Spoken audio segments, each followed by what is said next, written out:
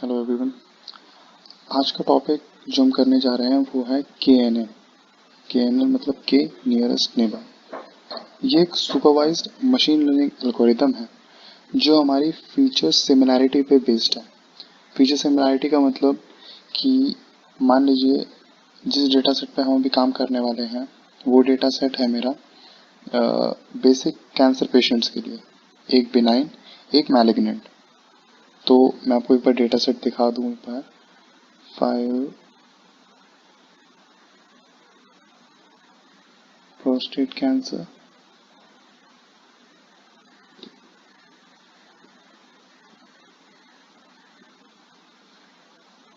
सी ये आपका है आईडी, डायग्नोसिस, रिजल्ट, एम और बी। एम मतलब मैलिग्नाइन एंड बी मतलब बिनाइन। बिनाइन का मतलब वो पेशेंट्स जो अभी सस्पेक्टेड नहीं है, मतलब उनको कैंसर नहीं है, और मैलिग्नेंट का मतलब वो पेशेंट जिनको कैंसरस है। तो हम प्रेडिक्ट करने वाले हैं कि क्या पेशेंट बिनाइन है कि मैलिग्नेंट है। तो इस डेटा सेट को हम यूज़ करेंगे। तो KNN क्या करता है?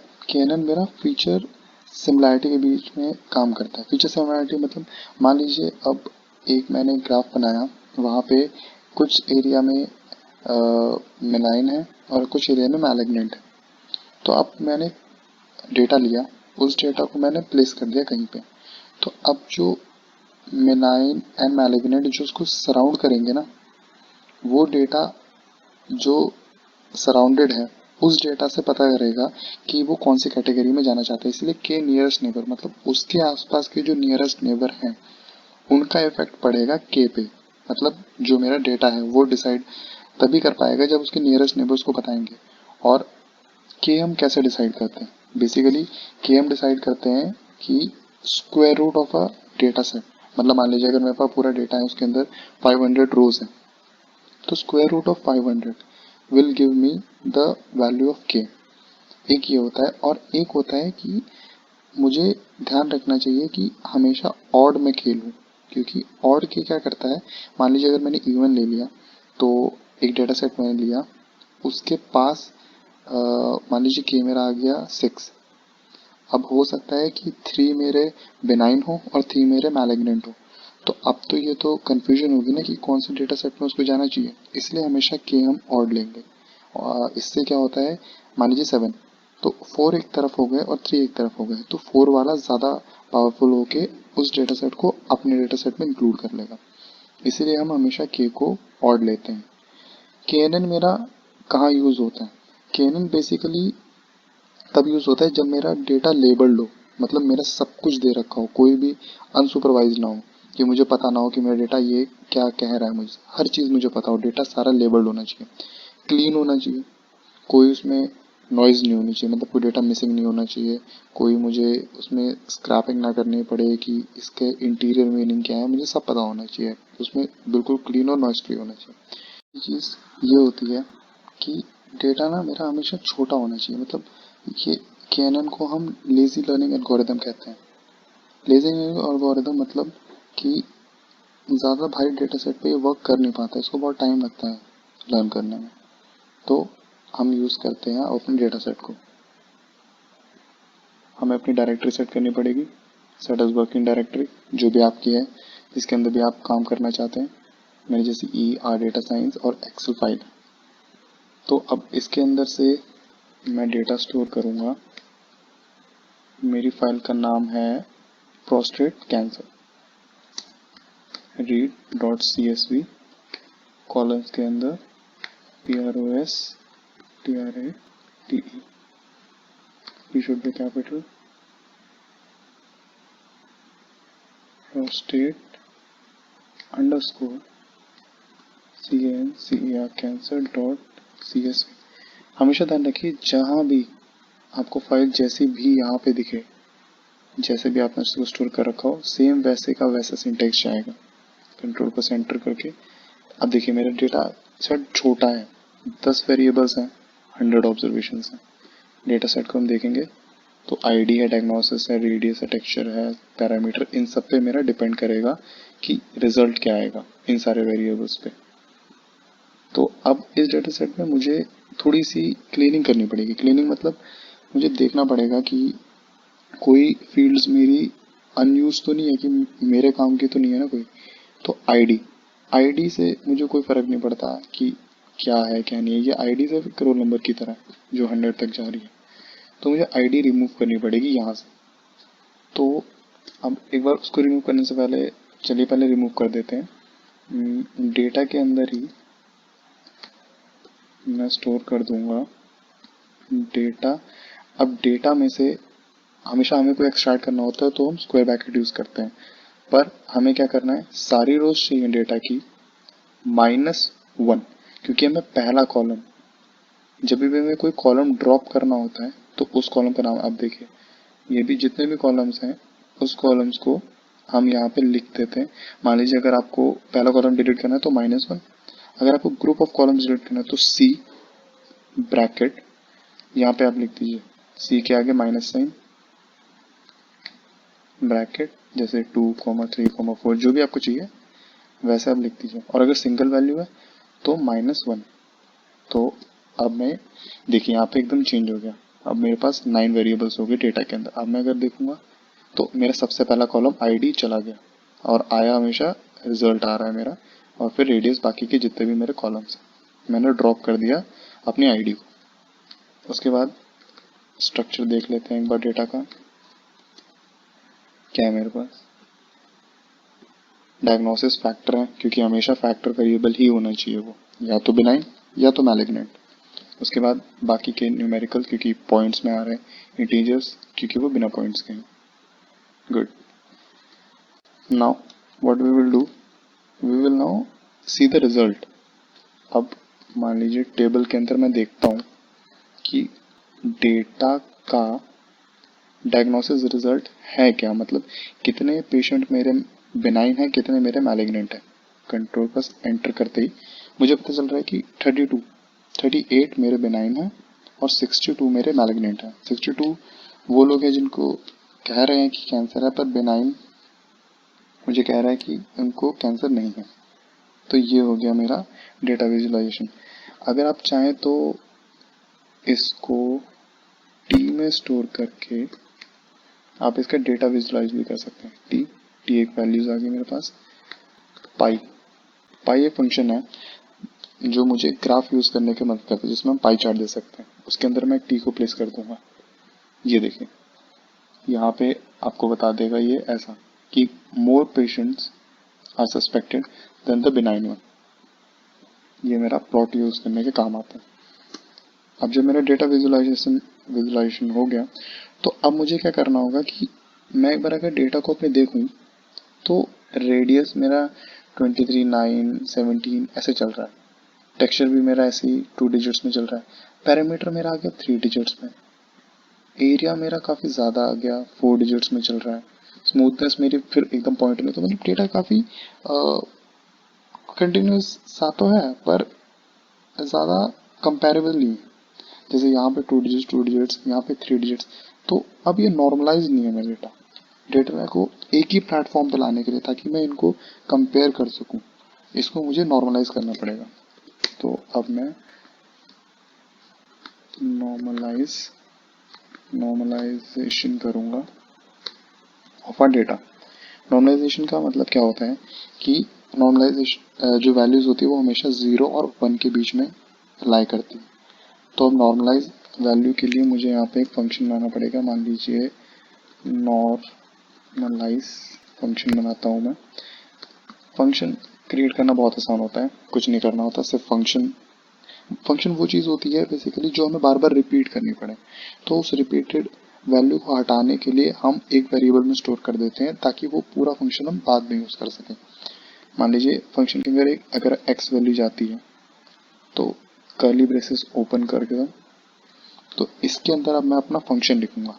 मुझे फंक्शन क्या करना है कि नॉर्मलाइज जब भी मैं कॉल करूं मुझे एक वैल्यू रिटर्न करे, ये पूरा का पूरा फंक्शन वहां रिटर्न कर दे। तो मैं यहाँ पे रिटर्न लिखूंगा ब्रैकेट के अंदर। नॉर्मलाइजेशन का फॉर्मूला बेसिकली होता है x जो मैंने वैल्यू पास करी, x minus minimum value of x minus minimum value of x divided by maximum value of x minus minimum value of x। ये होता है मेरा नॉर्मलाइजेशन का फॉर्मूला। नॉर्मलाइजेशन फंक्शंस मेरा जो भी वैल्यू मैं पास करूंगा, नॉर्मलाइजेशन का मतलब कि एक ही प्लेटफॉर्म पे मेरा सारा डेटा आ जाए। मेरा डेटा ऐसा ना हो कि यहाँ पे 2 डिजिट्स हैं, 3 डिजिट्स हैं, ऐसे ऐसे और भी पॉइंट में है, ऐसा नहीं, 0 और 1 के बीच में ही लाई करे जितना भी डेटा लाई करे मेरा। तो वो फॉर्मूला होता है normalization x minus minimum value of x divided by max of x minus minimum value of x। और ये मैं इसको रन करता हूँ, नॉर्मलाइज नॉर्मलाइज देखिए यहाँ पे फंक्शन आ गया आपके पास। तो अब मुझे डेटा नॉर्मलाइज करना है। डेटा कैसे नॉर्मलाइज करेंगे, वैल्यूज कैसे पास करेंगे इसके थ्रू।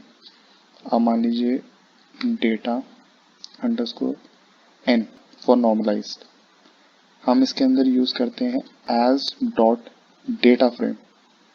डेटा फ्रेम में बनाने के लिए उसी जो टेबुलर फॉर्मेट है उसी में रखने के लिए हम as dot data frame use करते हैं। फिर LAPPLY L apply. L apply क्या करता है हमारा, बेसिकली एल अप्लाई मुझे रिटर्न करता है list of same length as x।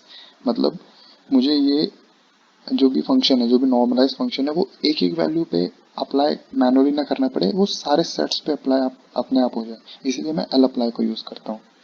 L apply करूंगा, लिस्ट की जगह मुझे अपनी वैल्यू देनी है, जो मेरा यहाँ पे डेटा है।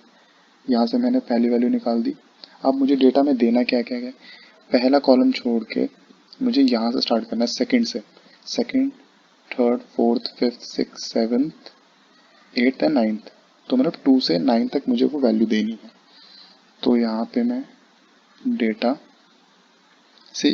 से मुझे कुछ भी चाहिए तो मैं स्क्वायर ब्रैकेट या फिर कैपिटल वैल्यू यूज करता हूँ। 2 से 9, 2 से 9 तक मुझे नॉर्मलाइज्ड फंक्शन यूज करना है। और यहाँ पे आपका फंक्शन का नाम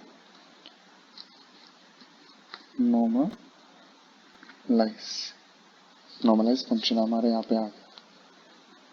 अब मैं इसको कंट्रोल प्लस एंटर से रन करता हूँ। यहाँ पे मेरा नॉर्मलाइज डेटा आ गया। अब आप डेटा को देखिए सारे डेटा पॉइंट में आ गए, 0 से 1, 0 से 1, 0 से 1, कोई भी 1 से बड़ा होगा नहीं वैल्यू। 1 1 1 जितने भी जहाँ भी आप 1 देखेंगे, यहाँ सारा 1 से कोई बड़ा नहीं है। नॉर्मलाइजेशन का मतलब ये होता है कि सारा एक ही प्लेटफॉर्म पे आ जाए, 0 और 1 के बीच में। तो ये मेरा हो गया नॉर्मलाइजेशन ऑफ डेटा। अब हम चलते हैं ट्रेनिंग और टेस्ट सेट पे। Training and test set. अब यहाँ पे आप नॉर्मल वही वाला फंक्शन यूज कर सकते हैं सैंपल करके, पर बेसिकली यहाँ पे सिर्फ 100 ऑब्जर्वेशंस हैं, इसीलिए हम नॉर्मली ट्रेन और टेस्ट को ऐसे भी लिख सकते हैं। ट्रेन के अंदर डेटा ऑफ n, इस बार हम डेटा ऑफ n क्योंकि वो नॉर्मलाइज्ड फंक्शन है, हमें एक्सट्रैक्ट करनी है उससे चीजें, इसीलिए हम यहाँ पे यूज करेंगे 1 से। जनरल यूज होता है कि 70% हम अपना ट्रेन सेट में डालें और 30% अपना टेस्ट सेट में डालें। तो वी विल गो 70%, 1 से 70 and all columns we want in train. The train data set will be there. Similarly goes for the test data set. Data n from 71 to 100 and all the values. Let's go ahead. Train and test variables आ गए मेरे पास। 70 मेरे train में आ गए और 30 मेरे test में आ गए विद ऑल दी 8 ऑब्जर्वेशन। अब उसके बाद KNN में मुझे लेबल्स की भी ज़रूरत पड़ेगी, जो हमने यहाँ पे देखे थे। यहाँ से मैंने n वाले नहीं, मुझे लेबल्स की ज़रूरत पड़ेगी जो डेटा में है मेरे पास, बेसिकली यहाँ पे।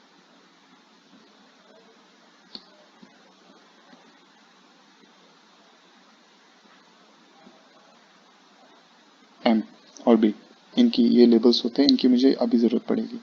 तो इसीलिए हम train and test labels, train underscore lab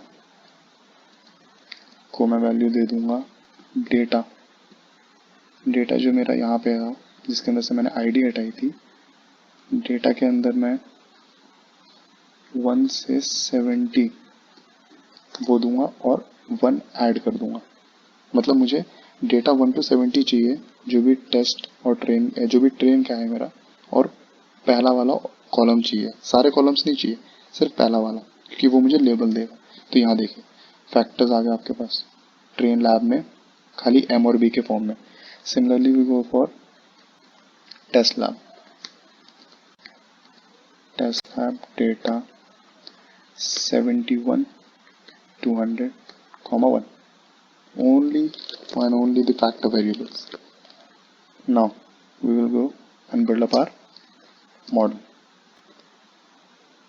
KNN. Let's store it in model KNN. Before doing this, we need a package. Now how to get the package? Package that we require is class package for using the KNN property.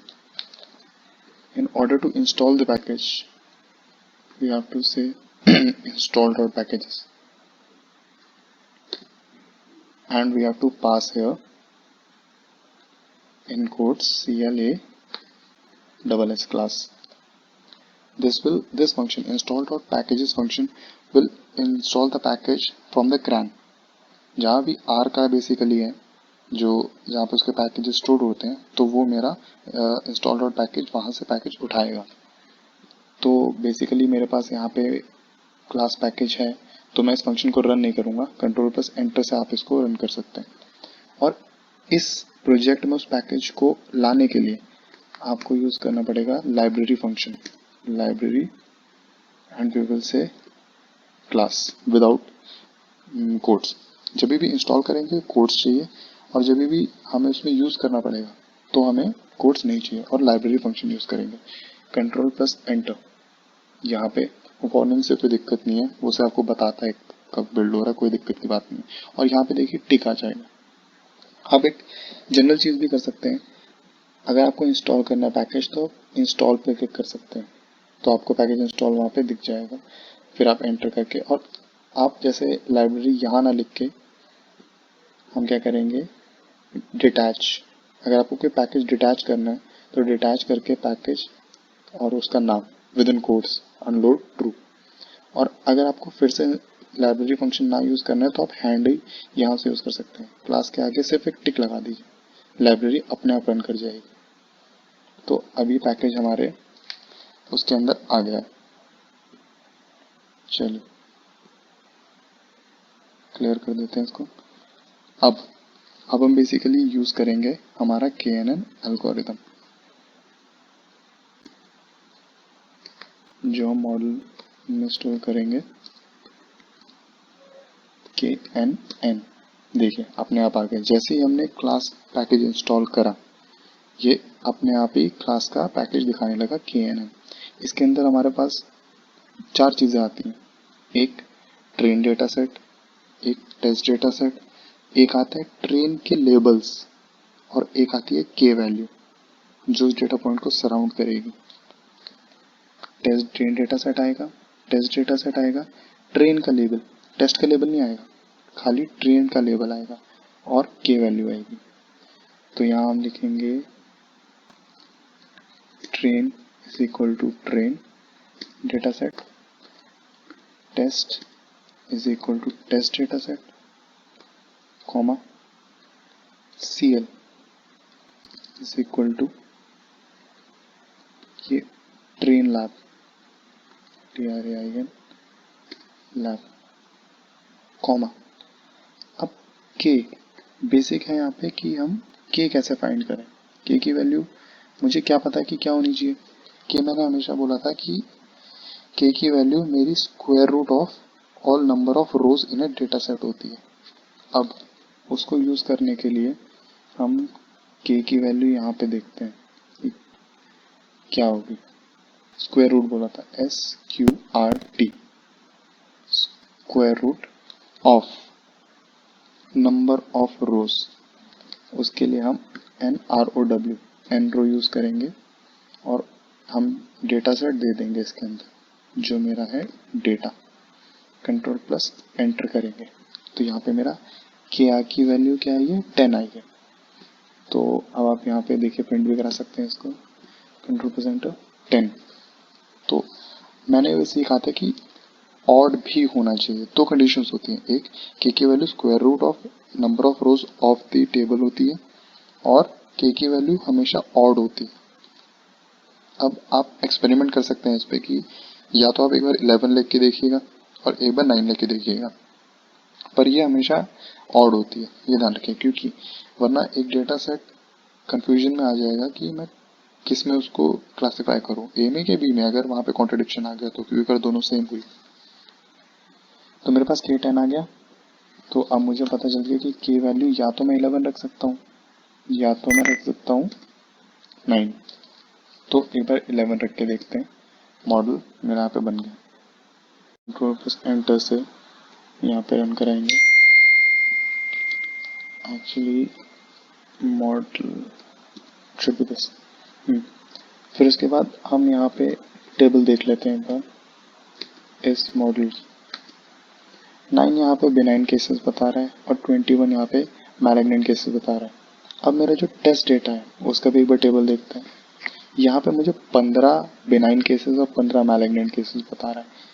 Miss classification आ गई दोनों में। अब इसको एक साथ देखने के लिए हम यहाँ पे टेबल के अंदर मॉडल देंगे एंड यहाँ पे हम देखेंगे टेस्ट लैब। इसको हम प्रेडिक्शन कह देते हैं और इसको हम एक्चुअल कह देते हैं। ये देखिए एक्चुअल और प्रिडिक्टेड वैल्यूज 8 एक्चुअल, प्रिडिक्शन भी मेरा वही बता रहा है। 14 एक्चुअल, प्रिडिक्शन भी वही बता रहा है। फिर से यहाँ पे हम सम ऑफ डायगोनल देखते हैं। डायगोनल में हम टेबल को हम स्टोर कर देते हैं, मान लीजिए T1 में। Control plus enter, sum of T1। इतने मेरे सही केसेस हैं और अगर मुझे प्रोबेबिलिटी देखनी है तो सम ऑफ T1 73% एक्यूरेसी है मेरे मॉडल की। अगर मैं के को 11 लेके चलता हूँ, let's go on with 9। Control plus enter. अब मॉडल देखिए 8 और 22 बता रहा है मुझे। पहले मेरा मॉडल क्या बता रहा था, 9 और 21। इसमें एक केस कम हो गया और इसमें एक केस बढ़ गया। तो अब एक बार करके देखते हैं।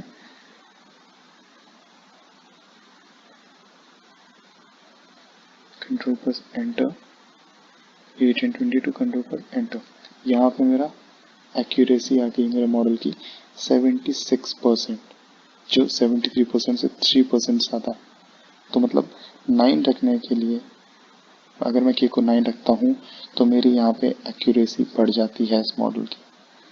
तो बेसिकली हमने देखा KNN में प्रोस्टेट कैंसर का डेटा ही हमने देखा कि क्या था, डायग्नोसिस मिलाइन और मैलिग्नेंट। बिनाइन वो केसेस होते हैं जो कैंसर पेशेंट्स नहीं हैं और मैलिग्नेंट कैंसर पेशेंट्स होते हैं। इन सारे पैरामीटर्स पे हम डिफाइन करते हैं कि वो बिनाइन है या मैलिग्नेंट। पहले ने रो हटा दी थी क्योंकि वो वहाँ पे आईडीज थी, आईडीज से हमें कोई लेना देना नहीं था।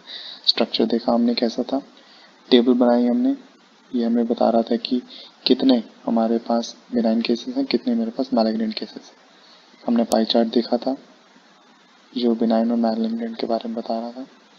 हमने डेटा को नॉर्मलाइज करा क्योंकि हमें एक स्टैंडर्ड फॉर्म चाहिए था 0 और 1 के बीच में, ताकि हम सबको कंपेयर कर सकें।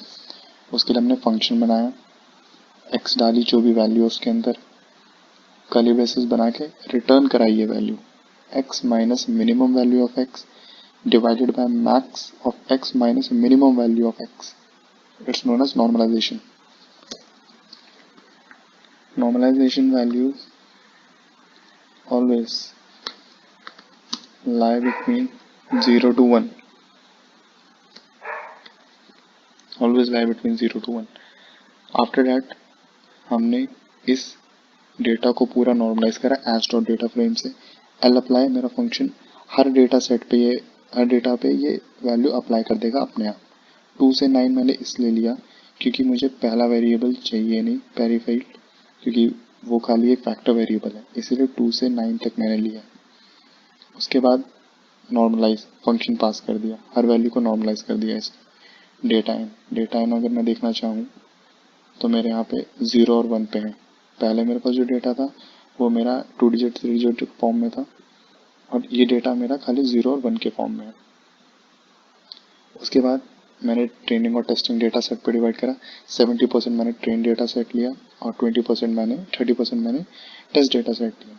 उसके बाद मैंने लेबल्स लिए क्योंकि इस डेटा सेट में मेरे पास लेबल्स नहीं है, क्योंकि मैंने 2 से 9 में लिया है ये खाली डीएन में. और जो ये वाला डेटा यहाँ पे मेरे वेरिएबल है फैक्टर वाला जो मिला बिनाइन एंड मैलिग्नेंट है, उसको मैंने यहाँ पे लिया लेबल्स वाले में, टेस्ट और ट्रेन लेबल्स में. टेस्ट लेबल और फिर मैंने टेबल देखी क्या बन के आई थी. 15 मेरे बिनाइन है, 15 मेरे मैलिग्नेंट केसेस आ रहे हैं. KNN यूज करने के लिए हमने इंस्टॉल डॉट पैकेजेस से क्लास वाला पैकेज इंस्टॉल करा. उसको अपने डेटा सेट में यूज करने के लिए मैंने लाइब्रेरी फंक्शन यूज करा और बीच में क्लास दे दिया. आप चाहें तो पैकेज से डायरेक्टली टिक कर सकते हैं. उसके बाद मैंने मॉडल ये बनाया जो KNN कॉल करेगा. उसके अंदर ट्रेनिंग डेटा सेट जाएगा, टेस्टिंग डेटा सेट जाएगा. CL is equal to train of lab, मतलब ट्रेन के लेबल वेरिएबल्स जाएंगे, टेस्टिंग के लेबल वेरिएबल्स नहीं जाएंगे. और के वैल्यू मैं यहाँ से निकालता हूँ स्क्वायर रूट से. मैं यहाँ पे लिख देता हूँ K is determined by